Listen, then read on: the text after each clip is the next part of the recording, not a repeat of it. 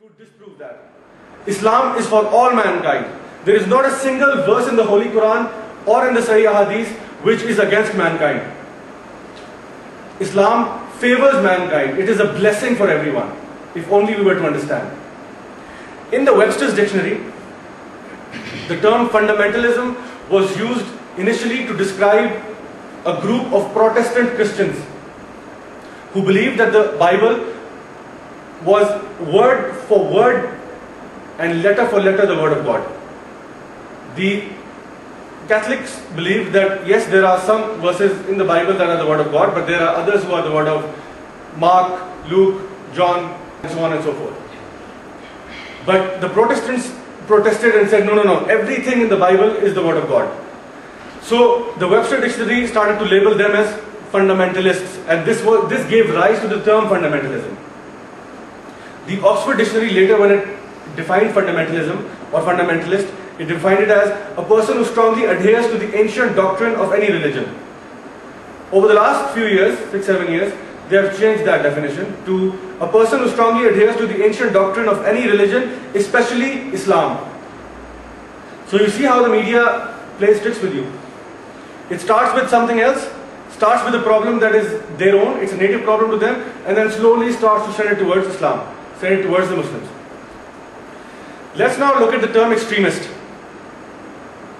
I say a Muslim cannot be a good Muslim unless and until he is an extremist. You cannot be a good Muslim, try it. You can never be a good Muslim unless and until you are an extremist. Extremist of what?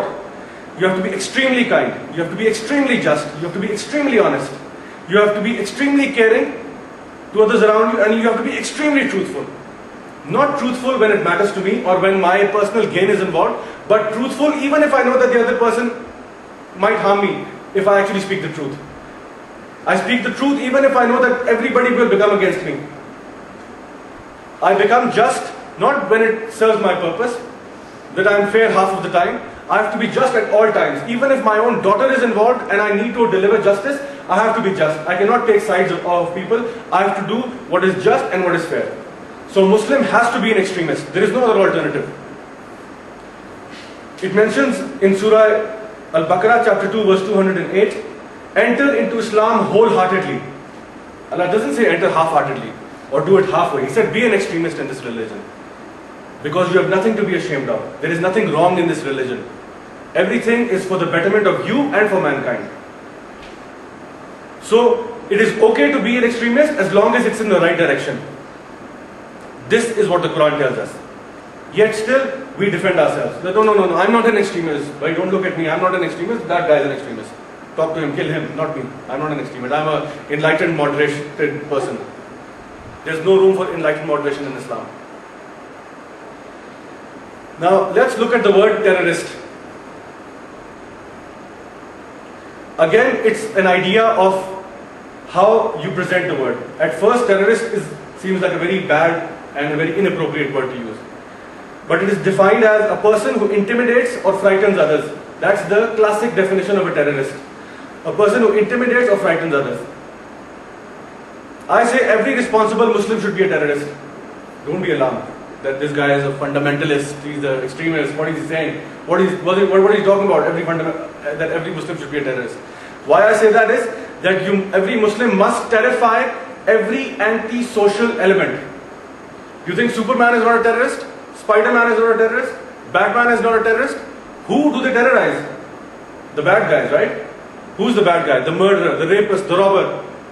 So wherever Superman is walking around or flying about, or Spider-Man is roaming around, the thieves, robbers, gangsters are all hiding. That we cannot do our business when these guys are around. So in the same way, a Muslim should terrorize the anti-social element. Imagine this. A sister is being raped. What would a Muslim brother do? Wait for the police? Wait for backup? No. It is our responsibility that if Allah Ta'ala has given us the strength, intervene immediately. Do not wait for backup. Do not call somebody for help. Do it. Try to stop it with your hands if you have the force. If not, with your tongue. If not, think it's bad. So it is for us to see how a term is defined and how it is labeled. You can turn anything around upside down. The media will actually call you X, Y, and Z. But you can take out any interpretation of any name or label that they actually put on you. Allah Ta'ala mentions in Surah Al-Anfal, chapter 8, verse 60, "You shall prepare for them all the power you can muster and all the equipment you can mobilize, that you strike fear into the hearts of the enemies of Allah. But if they resort to peace, so shall you. And put your trust in Allah, for He is the one who is all hearing, all knowing." So even Allah Ta'ala tells us that strike fear in the hearts of those who are against Allah Subhanahu wa Ta'ala. But it's not that we try to become terrorists towards innocents. That is absolutely a big no-no in Islam. No Muslim should ever terrorize an innocent person. Never ever. It is only the anti-social elements that are disruptive and bad for mankind. Now, another thing that we observe in the media is, very frequently, it's been done throughout history, is that for the same person or the same individual or the same activity, two different labels are used. For example, let's look at the history of the Indo-Pak subcontinent.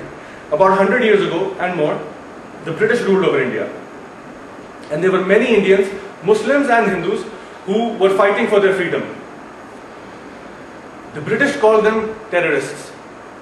We call them freedom fighters or patriots. Same people, two completely different labels. In the 18th century, about 200 years ago, the British were fighting in America. And in 1776, that resulted in the American Revolution. And two of the founders of this revolution were Benjamin Franklin and George Washington, who were labeled as terrorists number 1 by the British. Yet, we know that George Washington ended up being a president and was the greatest freedom fighter in America. Same activity, same people, two different labels. This is the media. It can transform a terrorist to a president and vice versa. Take the example of Nelson Mandela. Before the new South Africa was formed, he was imprisoned by the white apartheid government for 25 years and in the Robben Islands and released in 1990. He was labeled as terrorist number 1. Later, after the independence, not only did he become the new president of South Africa, but he was given the Nobel Prize for Peace. Imagine the contrast. Terrorist number 1, Nobel Prize for Peace. Same activity, same person. He did not do something new after being released for which he got the Peace Prize. It was for the same activity that he had been doing earlier. So we have seen throughout history that whoever's in power and whatever he says, that goes.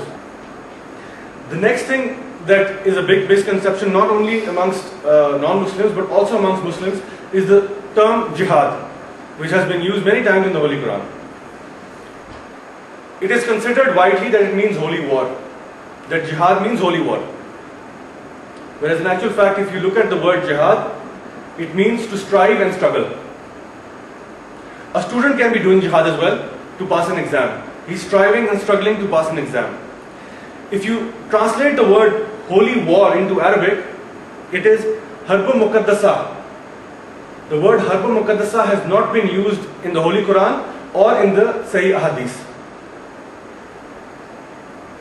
The term holy war was first used by the Christians to describe the Crusades, where thousands of people were killed in the name of Christianity.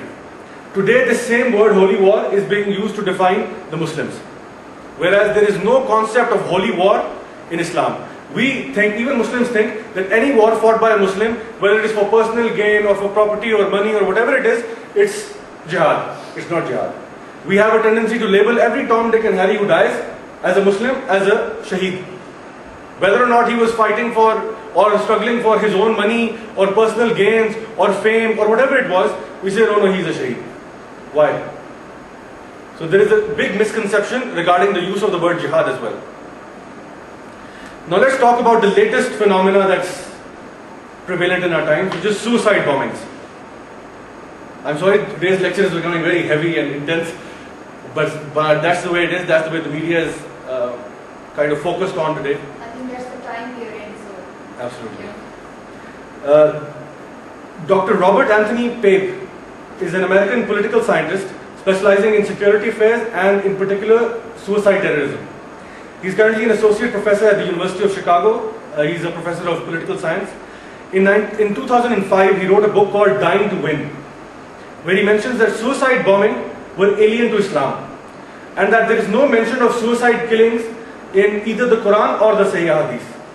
So he said that the concept of suicide bombings is absolutely alien to Islam. Islam has never projected suicide killings or suicide attacks or anything of the sort. This is something that is not religious, it's nationalistic. It has a nationalistic